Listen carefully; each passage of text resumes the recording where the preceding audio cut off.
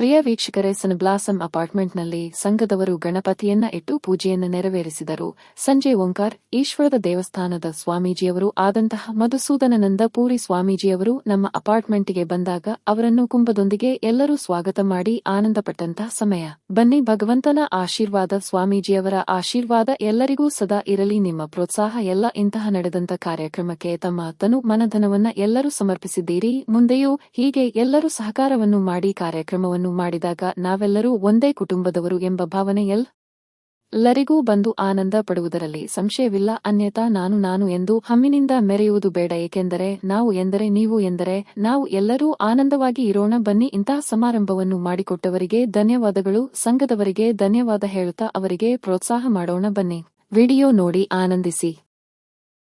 ಆತ್ಮೀಯ ಪ್ರಿಯ ವೀಕ್ಷಕರಿಗೆ ಯೂಟ್ಯೂಬ್ ಮಾಮ ಹುಲಿಕಲ್ ಮಾಡುವ ಅನಂತ ವಂದನೆಗಳು. ನಮ್ಮ SN ಬ್ಲಾಸಮ್ ಪಾರ್ಟಿನಲ್ಲಿ ಸಂಘದವರು ಗಣಪತಿಯನ್ನು ಕೂರಿಸಿದ್ದರು. ಗಣಪತಿ ಬೆಳಗ್ಗೆ ಗಣಪತಿ ಪೂಜೆ ಮಾಡಿ ಸಂಜೆ ಓಂಕಾರೇಶ್ವರದ ಸ್ವಾಮೀಜಿಯವರು ಶ್ರೀ ಮಧುಸೂದನಾನಂದ ಪುರಿ ಸ್ವಾಮೀಜಿಯವರು ಬಂದು ಎಲ್ಲರಿಗೂ ಆಶೀರ್ವಾದ ಮಾಡಿ ಎಲ್ಲರಿಗೂ ದೇವರು ಒಳ್ಳೆಯದುಂಟು ಮಾಡಲಿ ಎಂದು ಶುಭವನ್ನ ಹಾರೈಸಿ ಮತ್ತು ಎರಡು ಮನದಾಳದ ಮಾತನ್ನು ಮತ್ತು ಎಲ್ಲರಿಗೂ ಆನಂದವಾಗುವ ಹಾಗೆ ಮಾತನಾಡಿದರು. ಇಲ್ಲಿ ಬಹಳ ಜನರು ಸೇರಿ ಅವರ ಪಾದಕ್ಕೆ ನಮಸ್ಕಾರವನ್ನು ಮಾಡಿ ಅವರ ಆಶೀರ್ವಾದವನ್ನು ಪಡೆದಂತ ಸಂದರ್ಭವನ್ನು ಯಾರೂ ಈ ಸಮಾರಂಭಕ್ಕೆ ಬಂದಿರುವುದಿಲ್ಲ. ಅವರೆಲ್ಲರೂ ಈ ವಿಡಿಯೋ ಮೂಲಕ ನೋಡಿ ಆಶೀರ್ವಾದವನ್ನು ಪಡೆದು ಆನಂದವನ್ನ ಪಡೆದು ಎಲ್ಲರಿಗೂ ಶುಭವಾಗಲಿ ಎಂದು ಹಾರೈಸುವ. ಬನ್ನಿ, ಈ ಸಂದರ್ಭದಲ್ಲಿ ಅಪಾರ್ಟ್ಮೆಂಟ್ ಇರ್ತಕ್ಕಂಥ ಎಲ್ಲರೂ ಗಣ್ಯ ವ್ಯಕ್ತಿಗಳು ಓಡಿ ಹಾಡಿ ತಮ್ಮ ಕೆಲಸವನ್ನು ಬಹಳ ಹೆಚ್ಚುಕಟ್ಟಾಗಿ ಮಾಡಿ ನಾವು ಮುಂದೆ ಹೀಗೆ ಎಲ್ಲರೂ ಸೇರಿ ಇನ್ನ ಅನೇಕ ಕಾರ್ಯಕ್ರಮವನ್ನ ನೆರವೇರಿಸಿ ನಾವೆಲ್ಲರೂ ಮನೆಯವರೆಲ್ಲರೂ ಒಂದೇ ಎಂಬ ಭಾವನೆಯಿಂದ ನಾವೆಲ್ಲ ಬಾಳೋಣ ಎಂದು ಎಲ್ಲರಿಗೂ ತಮ್ಮ ಆನಂದವನ್ನು ಹಂಚಿಕೊಂಡು ಪ್ರಸಾದವನ್ನು ಮತ್ತು ಎಲ್ಲರಿಗೂ ಊಟದ ವ್ಯವಸ್ಥೆಯನ್ನು ಮಾಡಿದ್ದಾರೆ. ಇಂತಹ ಎಲ್ಲ ವ್ಯಕ್ತಿಗಳಿಗೆ ನಮ್ಮ ಅನಂತ ಧನ್ಯವಾದಗಳು ತಿಳಿಸುತ್ತಾ ಮತ್ತು ಅವರು ಸಾಂಸ್ಕೃತಿಕ ಕಾರ್ಯಕ್ರಮವನ್ನು ಬಹಳ ಅಚ್ಚುಕಟ್ಟಾಗಿ ಎಲ್ಲವನ್ನೂ ನಡೆಸಿಕೊಟ್ಟಿದ್ದಾರೆ. ಅವರಿಗೂ ಸಹ ಎಲ್ಲರಿಗೂ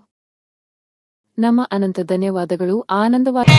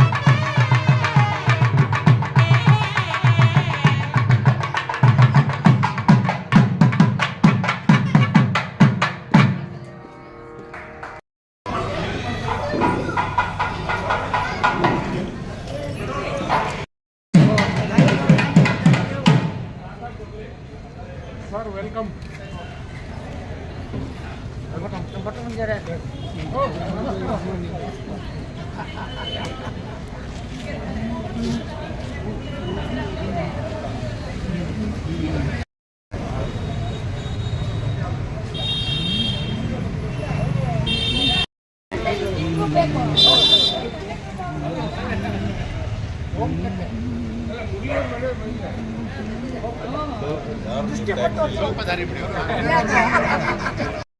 ವಾದ್ಯ ವಾದ್ಯ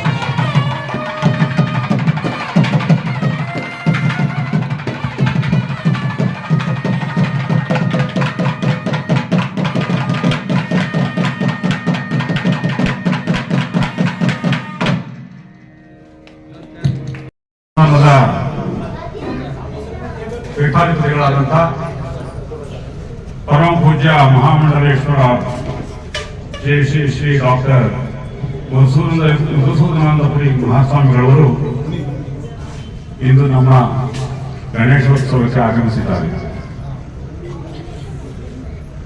ತಾವೆಲ್ಲರೂ ಕೂಡ ಓಂಕಾರ ಆಶ್ರಮದಲ್ಲಿ ಇರತಕ್ಕಂತಹ ಜ್ಯೋತಿರ್ಲಿಂಗ ದೇವಸ್ಥಾನವನ್ನು ಗಮನಿಸಿದ್ದೀರ, ಭೇಟಿ ಕೊಟ್ಟಿದ್ದೀರಾ. ಶಿವರಾತ್ರಿ ಉತ್ಸವ ಇಡೀ ರಾಜ್ಯದಲ್ಲಿ ಅತಿ ಯಶಸ್ವಿಯಾಗಿ ನಡೆಯತಕ್ಕಂತಹ ಒಂದು ಉತ್ಸವ ಓಂಕಾರ ಆಶ್ರಮದಲ್ಲಿ 94-95ರಲ್ಲಿ ಪ್ರಾರಂಭವಾದಂತಹ ಓಂಕಾರ ಆಶ್ರಮ ಬ್ರಹ್ಮಲಿಂಗ ಸದ್ಗುರು ಶ್ರೀ ಶ್ರೀ ಶ್ರೀ ಶಿವಪುರಿ ಮಹಾಸ್ವಾಮಿಗಳವರು ಸ್ಥಾಪನೆ ಮಾಡ್ತಾರೆ. 2007ರವರೆಗೆ ಅವರು ತಮ್ಮ ಮಹೋನ್ನತವಾಗಿರ್ತಕ್ಕಂಥ ಉದ್ದೇಶವನ್ನು ಪೂರೈಸುವುದಕ್ಕೋಸ್ಕರ ಈ ದೇವಸ್ಥಾನವನ್ನು ನಿರ್ಮಾಣ ಮಾಡ್ತಾರೆ. ನಂತರದಲ್ಲಿ ಅವರು ಬ್ರಹ್ಮಲಿಂಗ ಆದ ಮೇಲೆ ಶ್ರೀಗಳವರು ಪೀಠಾಧಿಪತಿಗಳಾಗಿ ಆಗಮಿಸ್ತಾರೆ. ನಿಜಕ್ಕೂ ಕೂಡ ಇವರು ಬಂದ ನಂತರ, ಜವಾಬ್ದಾರಿ ತೆಗೆದುಕೊಂಡ ನಂತರ ಬಹಳಷ್ಟು ಕಷ್ಟಗಳನ್ನ ಎದುರಿಸಿ ಸಮಾಜವನ್ನ ಎದುರು ಹಾಕಿಕೊಂಡು ಕೂಡ ಅವರ ಉದ್ದೇಶ ನಮ್ಮ ಒಂದು ಧರ್ಮವನ್ನು ಉದ್ಧಾರ ಮಾಡಬೇಕು ಎಂಬತಕ್ಕಂಥ ಉದ್ದೇಶದಿಂದ ಜ್ಯೋತಿರ್ಲಿಂಗ ದೇವಸ್ಥಾನವನ್ನ ಏನ್ ನಿರ್ಮಾಣ ಆಗಿದೆ ಅಲ್ಲಿ ಪರಮೇಶ್ವರನನ್ನ ಸತ್ಯ ಸ್ವರೂಪನಾಗಿರ್ತಕ್ಕಂಥ ಪರಮೇಶ್ವರನನ್ನ ಪ್ರತಿಷ್ಠಾಪನೆ ಮಾಡಬೇಕು ಅಂತ ಹೇಳಿ 12 ಪ್ರತ್ಯೇಕ ಗರ್ಭಗುಡಿಗಳಲ್ಲಿ 12 ಜ್ಯೋತಿರ್ಲಿಂಗಗಳನ್ನು ಪ್ರತಿಷ್ಠಾಪನೆ ಮಾಡಿದ್ದಾರೆ. ಅದರ ಮೊದಲಿಗೆ ಮತ್ಸ್ಯನಾರಾಯಣನನ್ನ ಸ್ಥಾಪನೆ ಮಾಡಿದ್ರು. ಮತ್ಸ್ಯನಾರಾಯಣ ದೇವಸ್ಥಾನವನ್ನ ಸ್ಥಾಪನೆ ಮಾಡಿದ ನಂತರ, ದೇವಸ್ಥಾನದಲ್ಲಿ ಪರಮಾತ್ಮನನ್ನ ಸ್ಥಾಪನೆ ಮಾಡಿದ ನಂತರ ವನದುರ್ಗಾದೇವಿಯನ್ನ ಅಲ್ಲಿ ಪ್ರತಿಷ್ಠಾಪನೆ ಮಾಡಿದ್ದಾರೆ. ಆ ವಟವೃಕ್ಷದ ಕೆಳಭಾಗದಲ್ಲಿ ಅಲ್ಲೇ ಸರ್ವ ಧರ್ಮ ಸಮನ್ವಯ ಮಂಟಪವಿದೆ. ಶಿವಪುರಿ ಮಹಾಸ್ವಾಮಿಗಳವರು ಎಲ್ಲ ಧರ್ಮಗಳಿಗೆ ಬೇಕಾಗಿರ್ತಕ್ಕಂಥ ಒಂದು ಆಶ್ರಮ ಇರಬೇಕು ಎಂಬತಕ್ಕಂಥ ಉದ್ದೇಶದಿಂದ ಸರ್ವ ಧರ್ಮ ಸಮನ್ವಯ ಮಂಟಪವನ್ನ ನಿರ್ಮಾಣ ಮಾಡಿದರು. ಅಲ್ಲಿ ಶಂಕರ ಪೀಠವಿದೆ, ರಮಾನುಜ ಪೀಠವಿದೆ, ಮಾಧವ ಪೀಠವಿದೆ, ಜೈನ ಪೀಠವಿದೆ, ಬೌದ್ಧ ಪೀಠವಿದೆ, ಇಸ್ಲಾಂ ಮತ್ತು ಸಿಖ್ ಪೀಠಗಳಿದ್ದಾವೆ. ಎಲ್ಲ ಧರ್ಮದವರು ಕೂಡ ಓಂಕಾರ ಆಶ್ರಮಕ್ಕೆ ಬಂದು ತಮ್ಮ ಒಂದು ಅಭಿಷ್ಟಗಳನ್ನು ನೆರವೇರಿಸಿಕೊಳ್ತಕ್ಕಂಥ ಸಂಸ್ಥಾನಕ್ಕೆ ದಕ್ಷಿಣ ಭಾರತದಲ್ಲೇ ಈ ರೀತಿಯಾಗಿರ್ತಕ್ಕಂಥ ಒಂದು ಸಂಸ್ಥಾನದಲ್ಲಿ ಪರಮೇಶ್ವರನನ್ನು ಸ್ಥಾಪನೆ ಮಾಡಿ ಒಂದೇ ಸೂರ್ಯನ ಅಡಿಯಲ್ಲಿ 12-12 ರೂಪಗಳನ್ನ ದರ್ಶನ ಮಾಡತಕ್ಕಂಥ ಒಂದು ಅವಕಾಶವನ್ನು ಸಿಕ್ಕಿದೆಯಲ್ಲ, ಅದು ನಿಮಗೆ ಎಲ್ಲೂ ಕೂಡ ಸಿಕ್ಕೋದಿಲ್ಲ. ಆ ಒಂದು ಸಂಸ್ಥಾನದ ಪೀಠಾಧಿಪತಿಗಳಾದಂತಹ ಮಹಾಸ್ವಾಮಿಗಳವರು ಈಗ ಆಗಮಿಸಿದ್ದಾರೆ. ನಮ್ಮನ್ನು ಉದ್ದೇಶಿಸಿ ಆಶೀರ್ವಚನವನ್ನು ನೀಡುತ್ತೇವೆ. ಶಂಕರಾಚಾರ್ಯ ಮಧ್ಯಮ ಅಸ್ಮದಾಚಾರ್ಯ ಪರ್ಯಂತ ಒಂದೇ ಗುರು ಪರಂಪರೆ. ನಮಸ್ಕಾರ.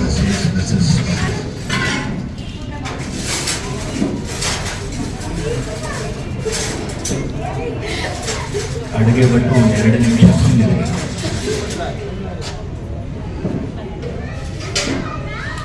ಶ್ರೀ ಗುರುದೇವ. ಈ ಒಂದು ಅಪಾರ್ಟ್ಮೆಂಟ್ ಶುರುವಾಗಿ 10-11 ವರ್ಷಗಳಾಗಿದೆ.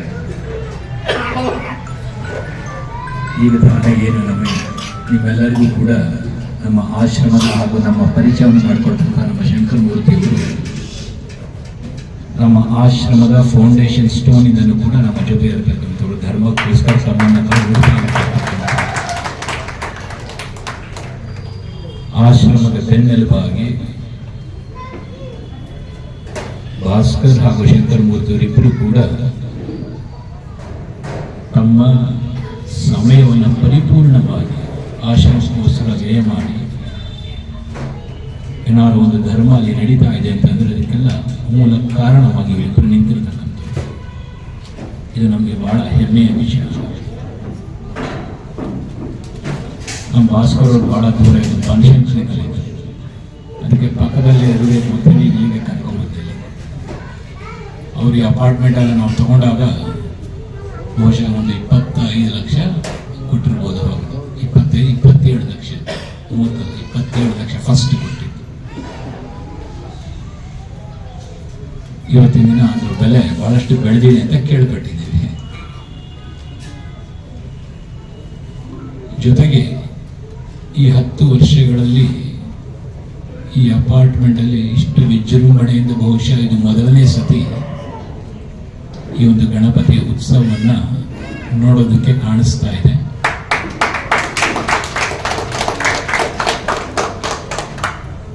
ನೀವೆಲ್ಲರೂ ಒಂದಾಗಲಿಕ್ಕೆ 10 ವರ್ಷ ತೆಗೆದುಕೊಂಡಿದೆ. ಹಾಗಾದ್ರೆ ಬಹಳ ಸಂತೋಷವಾಗುತ್ತೆ. ಮೊದಲೆಲ್ಲ ಒಂದು ಹಳ್ಳಿ ಜೀವನ ಇರ್ತಿತ್ತು. ಒಂದು ಹಳ್ಳಿಯಲ್ಲಿ ಒಂದು 100 ಮನೆ 50 ಮನೆ ಎಲ್ಲ ಒಂದೊಂದು ಹಳ್ಳಿ. ಈಗೆಲ್ಲ 50-80 ಸೈಟಲ್ಲಿ ಒಂದೊಂದು ಹಳ್ಳಿ ಆಗೋಗಿದೆ. 40 ಮನೆ 50 ಮನೆ 100 ಮನೆಗಳು. ಏನು ಒಂದು ಅಪಾರ್ಟ್ಮೆಂಟು ಅಂದಾಗ ಇವತ್ತಿನ ದಿನ ಯಾರು ಒಬ್ರು ಮನೆಗೆ ಬರಬೇಕು ಅಂತಂದ್ರೆ ಅವನ ಅಣ್ಣ ಇರ್ಬೋದು, ತಮ್ಮ ಇರ್ಬೋದು, ಫಸ್ಟ್ ಮನೆಗೆ ಫೋನ್ ಮಾಡಬೇಕು, ನೀನು ಇದೆಯೇನೆ ಅಂತ ಕೇಳಬೇಕು, ಅವ್ನು ಹ್ಞೂ ಅನ್ಬೇಕು, ಅವನು ಸೆಕ್ಯೂರಿಟಿ ಅವ್ನಿಗೆ ಇನ್ಫಾರ್ಮ್ ಮಾಡಿರಬೇಕು, ಆಮೇಲೆ ಒಳಗೆ ಬರುವಂಥ ಪರಿಸ್ಥಿತಿ ಆಗ್ಬಿಟ್ಟಿದೆ ಇವತ್ತಿನ ದಿನ. ಆದರೆ ಈ ಅಪಾರ್ಟ್ಮೆಂಟಲ್ಲಿ ವಾಸ ಮಾಡ್ತಕ್ಕಂಥ ಅಕ್ಕಪಕ್ಕದ ಮನೆಯವರೇ ನಮ್ಮೆಲ್ಲರಿಗೂ ಕೂಡ ಅಣ್ಣ ತಮ್ಮ ಅಕ್ಕ ತಂಗಿ ತಂದೆ ತಾಯಿ ಬಂಧು ಬಳಗವಾಗಿ ಜೀವನವನ್ನು ನಾವು ನಡೆಸ್ತೀವಿ. ಆ ರೀತಿಯಾಗಿರ್ತಕ್ಕಂಥ ಭಾವನೆ ಇಟ್ಕೊಂಡಾಗ ಮಾತ್ರ ನಾವು ಅಪಾರ್ಟ್ಮೆಂಟಲ್ಲಿ ಬಹಳಷ್ಟು ಆನಂದದಿಂದ ಸಂತೋಷದಿಂದ ನಾವು ಜೀವನ ನಡೆಸ್ಬೋದು. ನಾನು ನನ್ನದು ಅನ್ನೋದಕ್ಕಿಂತ ಹೆಚ್ಚಾಗಿ ನಾವು ನಮ್ಮದು ಅಂತಕ್ಕಂಥ ಭಾವನೆ ನಮಗೆ ಹೆಚ್ಚಿನ ಬೆಲೆಯನ್ನು ಕೊಡುತ್ತೆ. ಅವಾಗೇನಾಗುತ್ತೆ, ಕಂಪ್ಲೇಂಟ್ಗಳು ಕಡಿಮೆ ಆಗ್ತವೆ. ದಿನ ಬೆಳಗಾದ್ರೆ ನಾವು ಒಬ್ಬರ ಮುಖ ಒಬ್ರು ನೋಡಲೇಬೇಕು. ಅಯ್ಯ ಇದರಲ್ಲಿ ಇಳಿಬೇಕಾದ್ರೆ ಮೆಟ್ಲು ಇಳಿಬೇಕಾದ್ರೂ ಅಷ್ಟೇ, ಲಿಫ್ಟಲ್ಲಿ ಇಳಿಬೇಕಾದ್ರೂ ಅಷ್ಟೇ ಒಬ್ಬರ ಮುಖ ನೋಡ್ದೇ ಇರ್ತದೆ. ಅಕ್ಕಪಕ್ಕದೇ ಮನೆ, ಒಂದು ಮನೆಯಿಂದ ಇನ್ನೊಂದು ಮನೆಗೆ ಕಾಂಪೌಂಡ್ ಇರೋದಿಲ್ಲ, ಕಾಮನ್ ವಾಲ್. ನನ್ನ ಗುರುಗಳನ್ನು ಅಪಾರ್ಟ್ಮೆಂಟ್ ಒಬ್ಬರು DOT ಊಟಕ್ಕೆ ಬಂದಿದ್ರು. ಬಹಳ ಚೆನ್ನಾಗಿದೆ ಕಣಿ, ಎಷ್ಟೇ ಕೊಟ್ಟೆ?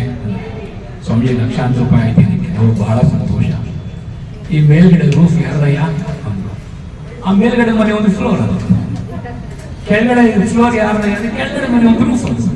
ನೀನು ಎಲ್ಲಿ ದುಡ್ಡು ಕೊಟ್ಟಿದ್ದೀಯಾ ಅಂತ ಕೇಳೋದು. ಇವತ್ತಿನ ದಿನ ಪರಿಸ್ಥಿತಿ ಆ ರೀತಿ ಆಗಿದೆ. ಆದರೆ ಆನಂದವಾಗಿ ನಾವು ಜೀವನ ನಡೆಸಬೇಕು ಅಂತಂದರೆ ಅಕ್ಕಪಕ್ಕದ ಮನೆಯವರು ಎಲ್ಲರ ಜೊತೆ ನನ್ನವರು ಅಂತಕ್ಕಂಥ ಭಾವನೆ ನಾನು ಇಟ್ಕೊಂಡಾಗ ಮಾತ್ರ ನಾನು ಆನಂದವಾಗಿ ಜೀವನ ನಡೆಸಬೇಕು. ನೀವೆಲ್ಲರೂ ಇಷ್ಟೊಂದು ಕಷ್ಟಪಟ್ಟು ಒಂದು ಅಪಾರ್ಟ್ಮೆಂಟ್ ತಗೊಂಡು ಒಂದು ಜೀವನ ನೀವು ನಡೆಸ್ತಾ ಇದ್ದೀರ. ಏನಕ್ಕೆ ಜೀವನ ನಡೆಸ್ತಾ ಇದ್ದೀರ? ಏನಕ್ಕೆ ಸಂಪಾದನೆ ಮಾಡ್ತಾ ಇದ್ದೀರ? ಆನಂದವಾಗಿರಲಿಕ್ಕೆ ಮಾತ್ರ ಮಾಡ್ತಾ ಇದ್ದೀರ. ಆ ಆನಂದ ನನ್ನಲ್ಲಿ ವೈಯಕ್ತಿಕವಾಗಿರ್ತಕ್ಕಂಥ ಪ್ರತಿಯೊಬ್ಬ ವ್ಯಕ್ತಿಯ ಮನಸ್ಸಿನಲ್ಲಿ ಆನಂದ ಅವನ ಸ್ವಸ್ವರೂಪವಾಗಿದೆ. ಅವನು ಆನಂದವಾಗಿರಬೇಕು ಅಂತಂದರೆ ಅವನು ಫಸ್ಟು ಅವನನ್ನು ಅವನು ಯಥಾಸ್ಥಿತಿಯಲ್ಲಿ ಉಟ್ಕೋಬೇಕು. ನನಗೆ ಹಾಕಬೇಕು ಹಾಗಲ್ಲ.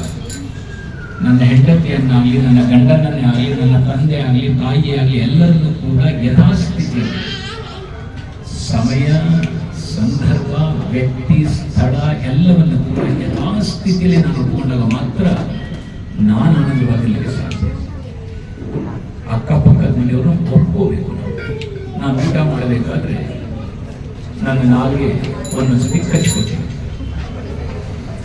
ಹಲ್ಲು ಮೇಲೆ ನಾನು ಕೋಪ ಮಾಡ್ಕೊಂಡು ಹಲ್ಲು ಕಿತ್ತಾಕಲ್ಲ. ಏನಕ್ಕೆ ಹಲ್ಲು ಕಿತ್ತಾಕಲ್ಲ? ನನ್ನ ನಾಲ್ಗೆ ರಕ್ತ ಬರ್ತಾ ಇರ್ಬೋದು, ಅದು ಹಲ್ಲು ಕಿತ್ತಾಕಿಲ್ಲ ನಾನು.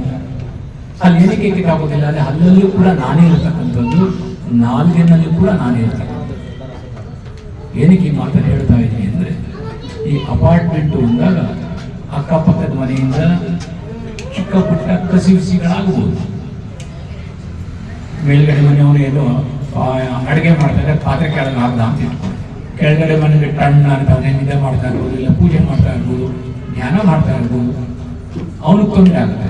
ತಕ್ಷಣ ಅವನೇನು ಮಾಡ್ತಾನೆ, ಸಾಮಾನ್ಯ ಒಂದು ಮೆಸೇಜ್ ಹಾಕ್ತಾನೆ, ಕಟ್ಟಾಗ ಇನ್ನೊಂದೆಲ್ಲ ಒಂದು ಗ್ರೂಪ್ ಕಾಮಂತ ಇದಲ್ಲ. ಸೊ ಅದೇನಾಗುತ್ತೆ, ವೈಮನಸ್ಸೇ ಜಾಸ್ತಿ. ನನ್ನನ್ನು ನಾನು ಒಪ್ಕೊಂಡಾಗ ಈ ಕಂಪ್ಲೇಂಟ್ಗಳು ವಾಟ್ಸಪ್ಪಲ್ಲಿ ಎಲ್ಲ ಒಬ್ಬರ ಮೇಲೆ ಒಬ್ರು ಹಾಕೋದೆಲ್ಲ ಕಡಿಮೆ ಆಗುತ್ತೆ. ಒಬ್ಬನಿಗೆ ತೊಂದರೆ ಆಯಿತು ಅಂದರೆ 40 ಜನ ಇದ್ದಾರೆ, 40 ಫ್ಯಾಮಿಲಿ ಇದೆ, ಒಬ್ಬನಿಗೆ ತೊಂದರೆ ಆಯಿತು 40 ಫ್ಯಾಮಿಲಿ ನಿಂತುಕೊಡುತ್ತೆ, 39 ಫ್ಯಾಮಿಲಿ ನಿಂತುಕೊಡುತ್ತೆ. ಅವಾಗ ನಿಮ್ಮಲ್ಲಿ ಇನ್ನೂ ಹೆಚ್ಚಿನ ಧೈರ್ಯ ಬರುತ್ತೆ, ಇನ್ನೂ ಹೆಚ್ಚಾಗಿ ಆನಂದವಾಗಿ ಜೀವನ ನಡೆಸುತ್ತೆ. ಆನಂದವಾಗಿ ಬರಬೇಕು ಅಂತಂದರೆ ಒಪ್ಕೋಬೇಕು. ನಾನು ಒಪ್ಕೊಂಡಿಲ್ಲ, ನನ್ನದೇ ನಡಿಬೇಕು ಅಂತಕ್ಕಂಥ ಅಹಂಕಾರ ಆಯ್ತಾಗ ಏನಾಗುತ್ತೆ, ಎಲ್ಲ ರೀತಿ ಜಗಳ ಆಗುತ್ತೆ, ಕಸಿವಿಸಿ ಆಗುತ್ತೆ. ಹೊರಗಡೆ ಹೋಗಿ ದುಡ್ಕೊಂಡು ಬರ್ತೀರಾ, ಇಲ್ಲಿ ಮನೆಗೆ ಬರ್ತೀವಿ, ಮನೆಯಲ್ಲಿ ಕಸಿವಿಸಿ, ಅಕ್ಕಪಕ್ಕದವ್ರು ಕಸಿವಿಸಿ, ಕೊನೆಗೆ ಅದು ಹೋಗಿ ಹೋಗಿ ಹೋಗಿ ಕೊನೆಗೆ ಒಂದ್ಸತಿ ಹೋಗಿ ಪೊಲೀಸ್ ಸ್ಟೇಷನ್. ಇದು ಸಭೆ ಆ ಪೊಲೀಸ್ ಸ್ಟೇಷನ್ ಹೋದಾಗ ನಾನು ನೆಮ್ಮದಿಯಾಗಿ ಜೀವನ ನಡೆಸ್ತೀನಿ, ನಾನೇ ಖಂಡಿತ ಜೀವನ ನಡೆಸೋಕ್ಕಾಗಲ್ಲ, ಚೆನ್ನಾಗಿ ನಾವು ಇಟ್ಕೊಳ್ಳಿ. ಪೊಲೀಸ್ ಸ್ಟೇಷನ್ ಹೋದಷ್ಟು ಇನ್ನು ರಗಳೆ ಜಾಸ್ತಿ ಆಗುತ್ತೆ ಹೊರತು ನೆಮ್ಮದಿ ಜೀವನ ಖಂಡಿತ ಇರೋದು. ನನ್ನನ್ನು ನಾನು ಒಪ್ಕೋಬೇಕು ಯಥಾಸ್ಥಿತಿಯಲ್ಲಿ, ಯಥಾಸ್ಥಿತಿ. ನನ್ನ ಹೆಂಡತಿನ ನಾನು ಯಥಾಸ್ಥಿತಿಯಲ್ಲಿ ಒಪ್ಕೋಬೇಕು, ನನ್ನ ಗಂಡನ ನಾನು ಒಪ್ಕೋಬೇಕು. ಅವಾಗ ನಾನು ಸಂಸಾರದ ಆನಂದವಾಗಿರ್ತೀನಿ, ಅಕ್ಕಪಕ್ಕದ ಮನೆಯವ್ರ ಜೊತೆನೂ ಕೂಡ. ಈ ಒಂದು ಗಣಪತಿ ಮಹೋತ್ಸವ ನಿಮ್ಮ ಏನು ಅಪಾರ್ಟ್ಮೆಂಟಲ್ಲಿ ಮಾಡಿದ್ದೀರ, ಎಲ್ಲ ವಿಘ್ನಗಳನ್ನು ಕೂಡ ಇವತ್ತಿಂದ ನಿವಾರಣೆ ಆಗೋಯ್ತು ಅಂತ ಅನ್ಕೊಂಡು, ಸಂಸಾರದಲ್ಲಿರ್ಬೋದು, ಕೌಟುಂಬಿಕದಲ್ಲಿರ್ಬೋದು, ಒಂದು ಅಪಾರ್ಟ್ಮೆಂಟ್ ಸಾಮೂಹಿಕ ಮನೆಗಳು ಒಂದಲ್ಲ ಒಂದು ತೊಂದರೆಗಳಿದ್ದೇ ಇರುತ್ತೆ. ಏನೇ ವಿಘ್ನಗಳಿದ್ರು ಕೂಡ ಅದು ನಮ್ಮದು ಅಂತಕ್ಕಂಥ ಭಾವನೆ ಇಟ್ಕೊಂಡು ನನ್ನ ಮನೆಯಲ್ಲಿ ನಾನು ಯಾವ ರೀತಿ ವಿಘ್ನಗಳನ್ನು ನಿವಾರಣೆ ಮಾಡ್ತೇನೆ, ಇಡೀ ಈ ಅಪಾರ್ಟ್ಮೆಂಟಲ್ಲಿ ಏನೇ ವಿಘ್ನಗಳು ಅದನ್ನು ನಾನು ನಿವಾರಣೆ ಮಾಡ್ತೀನಿ ಅಂತಕ್ಕಂಥ ಭಾವನೆಯನ್ನು ಇಟ್ಕೊಂಡು ಸಾಮಾನ್ಯವಾಗಿ ಅಪಾರ್ಟ್ಮೆಂಟಲ್ಲಿ ಏನಾಗುತ್ತೆ, ಈ ಕಾರ್ ಪಾರ್ಕಿಂಗಲ್ಲಿ ಒಬ್ಬ ಕಾರ್ ಒಂಚೂರು ಹಿಂಗೆ ತಿರ್ಸಿರ್ತಾರೆ, ಅದೇನಾದ್ರು ನನ್ನ ಪಾರ್ಕಿಂಗ್ ಒಳಗಡೆ ಒಂಚೂರು ಲೇನ್ ಒಳಗೆ ಬಂದು ಟಕ್ಕಂತ ನಾನು ಮೆಸೇಜ್ ಹಾಕ್ತೀನಿ, ಫೋಟೋ ಕಳಿಸ್ತೀನಿ. ಈ ಭೂಮಿಯನ್ನು ಆಳದಂಥ ಸಾವಿರಾರು ಜನ ರಾಜಾದಿರಾಜರು ಯಾರು ಏನು ಎತ್ಕೊಂಡು ಹೋಗಿಲ್ಲ. ಈ ಅಪಾರ್ಟ್ಮೆಂಟಲ್ಲಿ ಒಂದು ಕಾರ್ ಒಂದು ಲೈನ್ ಮೇಲೆ ಹೋಯ್ತು ಯಾರು ಎತ್ಕೊಂಡು ಹೋಗೋದಿಲ್ಲ. ಒಪ್ಕೋಬೇಕು. ಆ ಒಪ್ಕೊಳ್ಳೋದ್ರಿಂದ ಆ ವಿಘ್ನಗಳೆಲ್ಲವೂ ಇವತ್ತಿನ ನಿವಾರಣೆ ಆಗಲಿ ಇರ್ತಕ್ಕಂಥ ಸಂಕಲ್ಪವನ್ನು ನೀವು ತೆಗೆದುಕೊಂಡು ನನಗೆ ಬಹಳ ಆನಂದ ಆಯಿತು. ನೀವೆಲ್ಲರೂ ಒಂದಾಗಲಿಕ್ಕೆ ಒಮ್ಮನಸ್ಸದಿಂದ ಒಟ್ಟಿಗೆ ಕೂತ್ಕೊಂಡು ಒಂದು ಮಹೋತ್ಸವವನ್ನು ಮಾಡಲಿಕ್ಕೆ 10 ವರ್ಷ ಆದರೂ ಕೂಡ ಅದೇನು ದೀರ್ಘ ಸಮಯ ಆಗಲ್ಲ, ಬಹಳ ಬೇಗ ನೀವೆಲ್ಲ ಒಂದಾಗಿದ್ದೀರಾ. ನನಗೆ ಬಹಳ ಸಂತೋಷ ಆಗಿದೆ.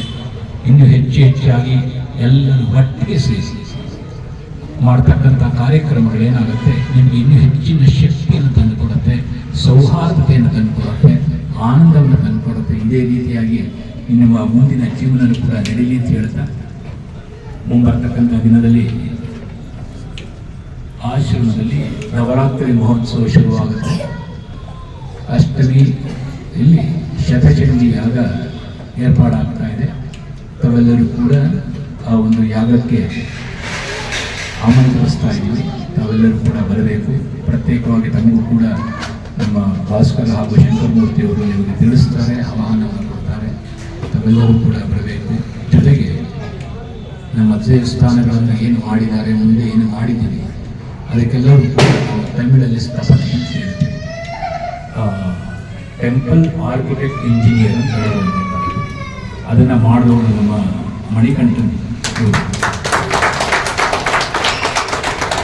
ಒಳ್ಳೆಯ ಚೆನ್ನಾಗಿ ನಿಂತಿರ್ತಕ್ಕಂಥ ವ್ಯಕ್ತಿ.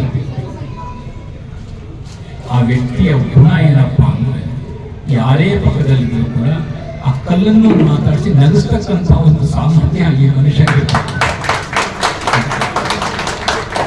ಮಣಿನಾಳ ಆಶ್ರಮಕ್ಕೆ ಒಂದು 3-4 ದಿನ ಬಂದಿದ್ದಾರೆ, ನಮಗೂ ಕಸಿವಿಸಿ ಆಗುತ್ತೆ. ಫೋನ್ ಮಾಡಿ ಎಲ್ಲೋ ಇದೆಯಾ ಅಂತ ಕೇಳ್ತೀವಿ. ಏನಕ್ಕೆ ನನಗೂ ಸಮಯ ಪಾಸ್ ಆಗಬೇಕು. ಬಹಳ ಸಂತೋಷವಾಯಿತು. ಎಲ್ಲ ವ್ಯಕ್ತಿಗಳಲ್ಲೂ ಕೂಡ ಒಂದೊಂದು ಅಮೋಘವಾಗಿರ್ತಕ್ಕಂಥ ಗುಣಗಳಿವೆ. ಪ್ರತಿಯೊಬ್ಬ ವ್ಯಕ್ತಿಯೂ ಕೂಡ ಯೂನಿಕ್, ಬ್ರಹ್ಮನ ಸೃಷ್ಟಿ. ಪ್ರತಿಯೊಬ್ಬ ವ್ಯಕ್ತಿಯೂ ಕೂಡ ಬಹಳಷ್ಟು ಅತ್ಯುತ್ತಮವಾಗಿರ್ತಕ್ಕಂಥ ವ್ಯಕ್ತಿ. ಆದ್ರಿಂದಲೇ ಹೇಳ್ತಾ ಇರೋದು, ಯಾರು ಯಾರ ಜೊತೆಗೂ ಯಾವುದೇ ಕಾರಣಕ್ಕೂ ತುಲನೆಯನ್ನು ಮಾಡಿಕೊಂಡು ತುಲನೆ ಮಾಡಿಕೊಂಡಾಗ ನಿಮಗೆ ಕೀಳುವೆ ಇಲ್ಲ ಕಡಿಮೆ ಅಂತಕ್ಕಂಥ ಭಾವನೆ ಉತ್ಪನ್ನ ಆಗುತ್ತೆ. ಅವಾಗ ನಿಮ್ಮಲ್ಲಿ ಗೊಂದಲ ಉಂಟಾಗುತ್ತೆ.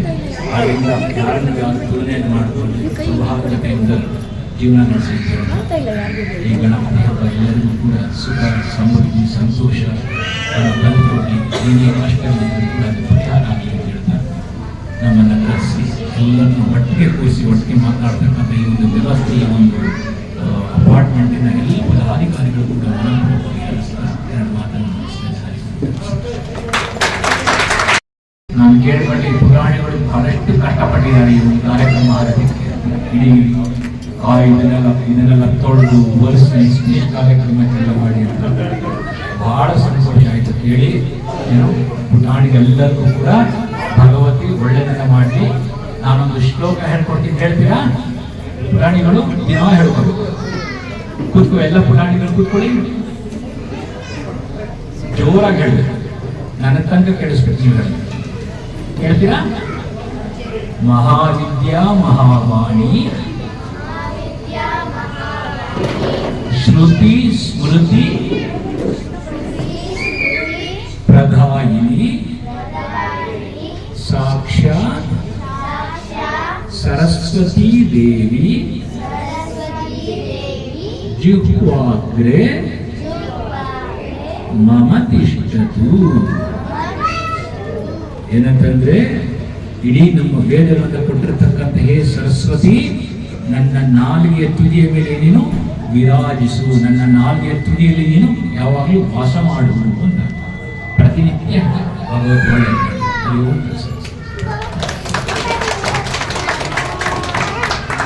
ಇನ್ನು ಮೇಲೆ ನಿಮ್ಮದು ಅಷ್ಟು ಮಾಡಿದ್ದಾರೆ. ಕಾರ್ಯಕ್ರಮಗಳ ಬಗ್ಗೆ ನಾವು ನಮಗೆ ತಿಳಿಯಪಡಿಸ್ತೇವೆ. ನಿಮ್ಮದೇ ಆಶ್ರಮ, ಹೆಮ್ಮೆಯಿಂದ ಹೇಳ್ಕೊಳ್ಬಹುದು, ಇದು ನಮ್ಮ ಆಶ್ರಮ. ಶ್ರೀಗಳವರು ನಮಗೆ ಆಶೀರ್ವಾದ ಮಾಡಿದ್ದಾರೆ, ನಾವು ಯಾವಾಗ ಬೇಕಾದ್ರೆ ಹೋಗ್ಬೋದು, ಎಲ್ಲ ಕಾರ್ಯಕ್ರಮಗಳಲ್ಲಿ ಭಾಗವಹಿಸೋಣ ಎಂಬತಕ್ಕಂಥ ಒಂದು ಮನಸ್ಸನ್ನು ಇಟ್ಕೊಂಡು ನಾವು ಮುಂದಿನ ದಿನಗಳನ್ನು ಕಳೆಯೋಣ. ಮಕ್ಕಳಿಗೆ ಆಶೀರ್ವಚನವನ್ನು ನೀಡಿದ್ದಾರೆ ಶ್ರೀಗಳವರು. ಅವರಿಗೆ ನಮ್ಮ ಎಲ್ಲ ಈ ಅಪಾರ್ಟ್ಮೆಂಟಿನ ಪ್ರತಿಯೊಂದು ಮನೆಯವರ ಮನದಾಳದಿಂದ ಶ್ರೀಗಳವರಿಗೆ ಪ್ರಣಾಮಗಳನ್ನು ಸಲ್ಲಿಸ್ತಾ ಇದ್ದೇವೆ. ದಯಮಾಡಿ ಅವರನ್ನು